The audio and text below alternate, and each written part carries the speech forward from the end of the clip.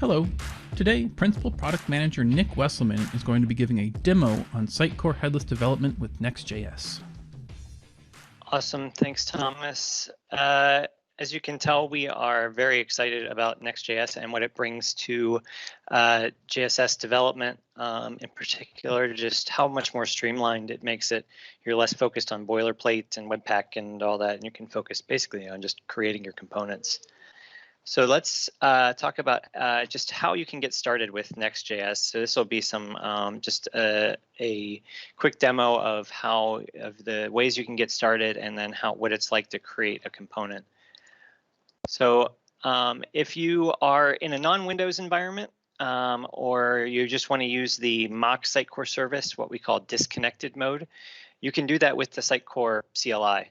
And so the first thing you need to do is actually install the Sitecore CLI. So you'll obviously want to make sure you have the latest LTS version of Node installed. And then we have with Node, you can install global commands with npm install -g. And this will basically just try to update mine since I already have it installed. And there we go. Now I have the JSS CLI available, so I can do JSS. And we can see that if I'm not in the context of a JSS app, the command we have available is JSS create. And so we can do JSS create. We'll call this our Sitecore user group app, and we want to use the Next.js sample. And there are additional arguments you can pass on to JSS create. So if you need, say, previous versions of JSS, you can do that through the -b command or branch command. With the next release of this Next.js example as well, there will be some additional options for things like using SSR or SSG by default. So it's actually going to pull down the example direct from our GitHub and do an npm install. npm install can take a moment, so while it's doing that, I'm going to point out that both of these options that we're covering today are documented on jss.sitecore.com. We have the walkthrough on using this JSS CLI and JSS create, as well as our example we'll do next, which uses the container-based starter. Lots of other great documentation out here on everything from the architecture of our experience editor integration to how JSS routes pages with Next.js, and then getting into details on internationalization, data fetching, and so on. Also, some more details on how if you've done JSS development in the past, there's some details on how Next.js is going to be different. All right, looks like we're almost done over here. There we go. So I can just go ahead and do a JSS start here. That would start up JSS in disconnected or mock mode. Let's take a quick look at the solution first. Oh, actually, let me go into there and then launch code. There we go. So if you've done Next.js development, it should be a pretty familiar looking architecture or solution architecture.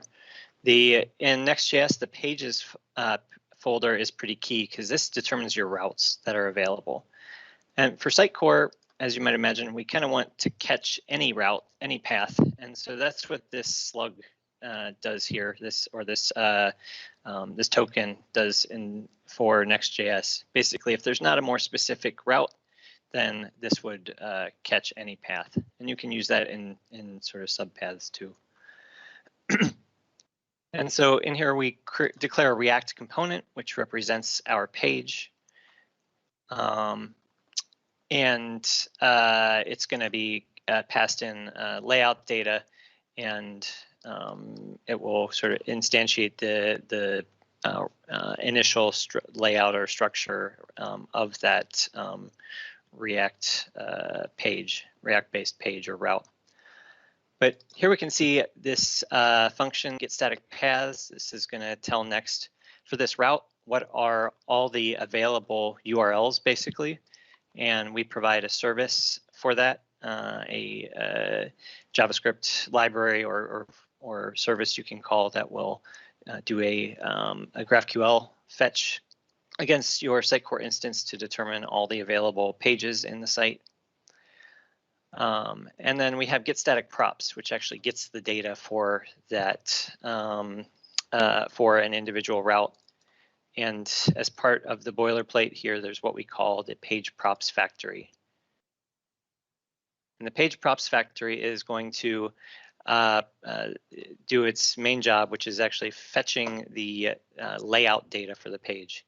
If you haven't done JSS development before, the layout service basically gives you a JSON structure of all the components on the page and their data and what placeholders they go in. We do some additional data fetching here too to get a dictionary, and we have something called the component prop service that allows us to do component level data fetching, something that's not usually possible in Next.js, but because JSS knows all the components that are going to be on the page, we can go through them and say, hey, do any of you want us to fetch some additional data? So we actually allow you to declare get static props and get server side props at the component level as well. So let's go ahead and do a JSS start. And again, this is going to launch basically a mock Sitecore service, a mock layout service, in addition to the app itself. And you can see that data here, where we actually have a YAML format that declares placeholders and the components within them and their data. This is great for getting started, and especially for the initial implementation or initial import of an application. But you can hit some limitations of this code first approach pretty quickly. And so we do typically recommend that you move to a Sitecore first approach where you're just creating components and content directly in a Sitecore instance.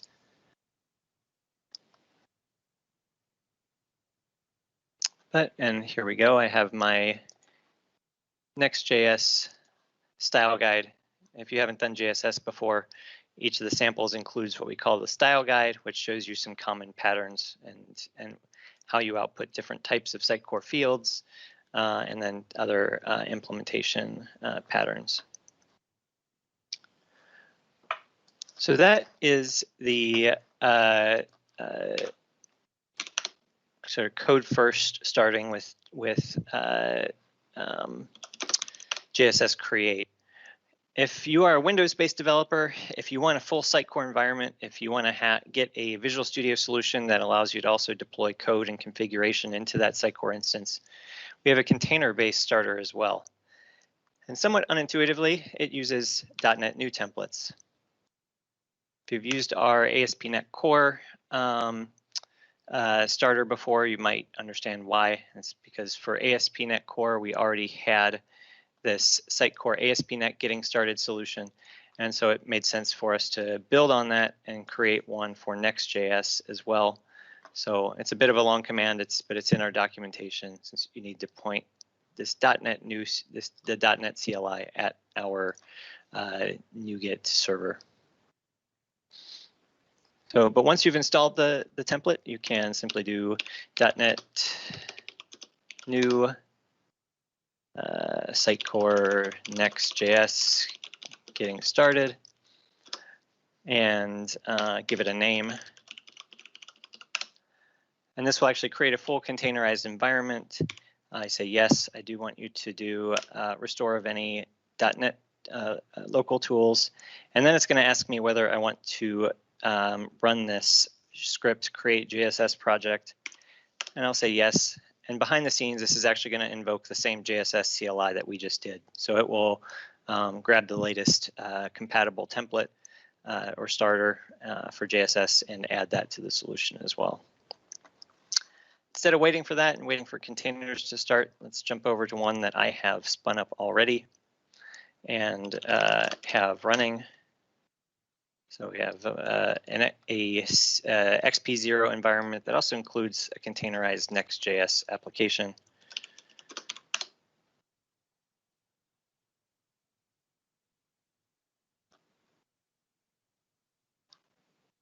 And this solution in here, the rendering should look pretty similar to what we just looked at as far as the Next.js app. And then under platform, though, we have a Visual Studio project that can deploy to the Sitecore environment if, say, we wanted to customize the layout service output with a C# class or add some Sitecore configurations.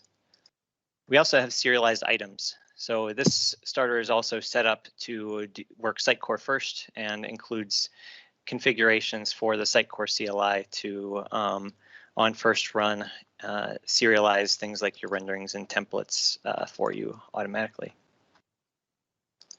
And then again, you have the Docker environment with Docker files set up to install Sitecore modules like the management services needed for the CLI, and to install the headless services module for you as well as layer in any anything from the Visual Studio solution. So great stuff there. We can also see it running here already. Again, we have the style guide, and things are imported for us in the content tree. So let's try adding a new component to this. Let me clean up some VS Code instances here. And to create this, first I'm going to go into the rendering, the Next.js part of my solution here. And I'm going to use the command JSS scaffold. And this will scaffold out a new component for me. And I can see that under source components, where it's created a new sub-demo component for me. And this looks like a pretty straightforward React component. We do have some prettier errors here. There's an open issue where we create things with the wrong line endings when we scaffold. Easy enough to fix in VS Code. And so this component, we do use TypeScript by default, and gives us we think a much smoother approach to JSS development, strongly typed, and so on. So here, part of using TypeScript with React means we need to declare the props, the data that's going into the component, and what its type is. We see here that by default it's expecting a heading. So let's go into Sitecore and start creating this component there in what we would call a Sitecore first approach. So, and some of this is going to look pretty familiar if you've done other Sitecore development. So let's first create our template, sub-demo. And this is going to be our data source template. And it was already expecting heading, so let's go ahead and just use that for convenience. And let's add an image and a link.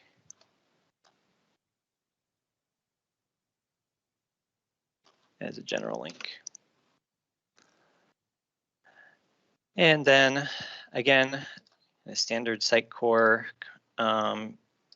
page editor, or I'm sorry, I'm dating myself, experience editor development, and create a rendering as well. But in this case, rather than creating a view rendering or component or controller rendering or XSL rendering, we're going to create a JSON rendering. This is what the primary way that you use the layout service to basically just output some JSON instead of a fully rendered component. And we'll call this one sub-demo as well. Do some standard rendering configuration. So in this solution, we use page components for our data source path. And we'll select our template.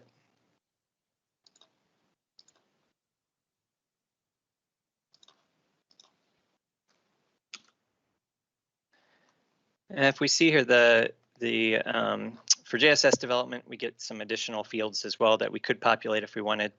Instead of just serializing a data source item, we could actually define a GraphQL query that we want to execute for the data of this component. You can also select or create what we call a rendering contents resolver, which is a way of doing the same thing, but with C# code. It's also important with JSS development that if your component has child placeholders, you actually need to explicitly configure that so the layout service can serialize them. And ultimately, this is going to result in an output that looks something like this. And this is the layout service output where we can see the fields on the page or route, as well as the placeholders, the components within the placeholders within the components, and so on, and down and down. So then our JSS SDK is then responsible for transforming this into or mapping these to their React implementations. So let's do one last step here and add this component to our available, to our main placeholder as an allowed rendering.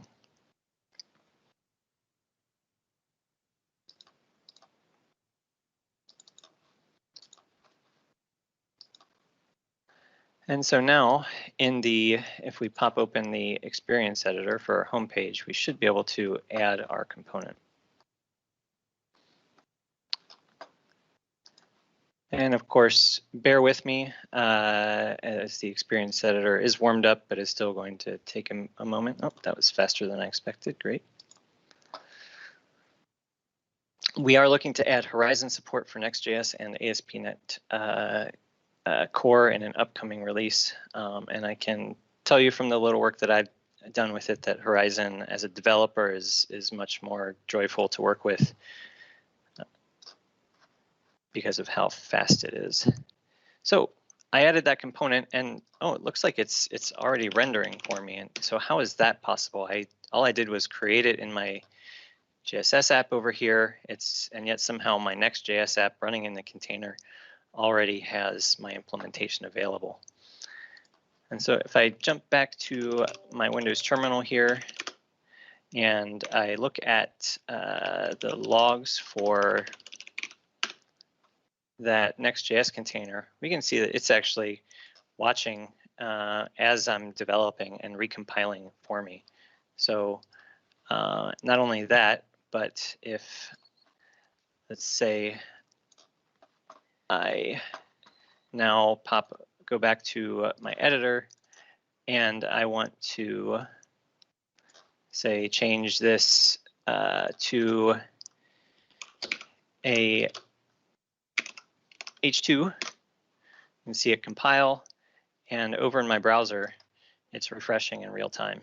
This Next.js fast refresh is a really nice feature for developers, and I think really adds to the efficiency of JSS-based development.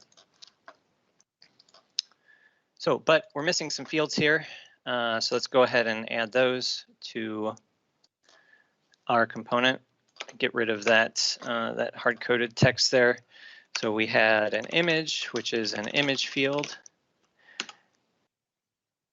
And thank you, VS Code, for automatically importing these for me. So we have those, and then I'm going to want to render those as well. So let's make sure we have the image and link available. So let's make this guy a little more error resistant too, in case this isn't populated. Add our image.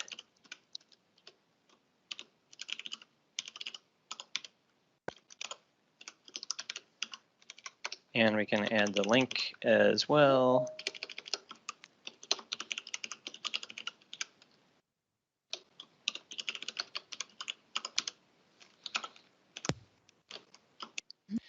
So it's here now. Again, we've refreshed automatically here, and we can populate these additional fields if we like.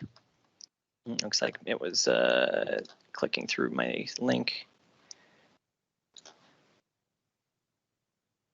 And of course, for our image, we want to select that OG JSS logo.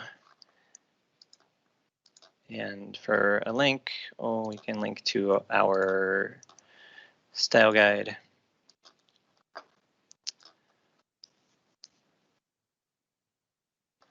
And why don't we go ahead and do a publish. And actually, I'm going to jump back and make sure all our templates and everything get published, so we can see it on the site front end.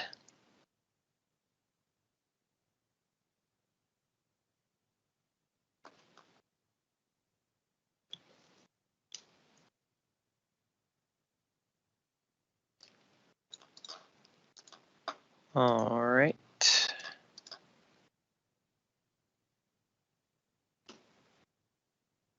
And there we go, hello world, linking to our style guide. And you might have noticed that even within that author-defined link that we are doing client-side routing. It's one of the nice features of Next.js, and Next.js will even do some prefetching.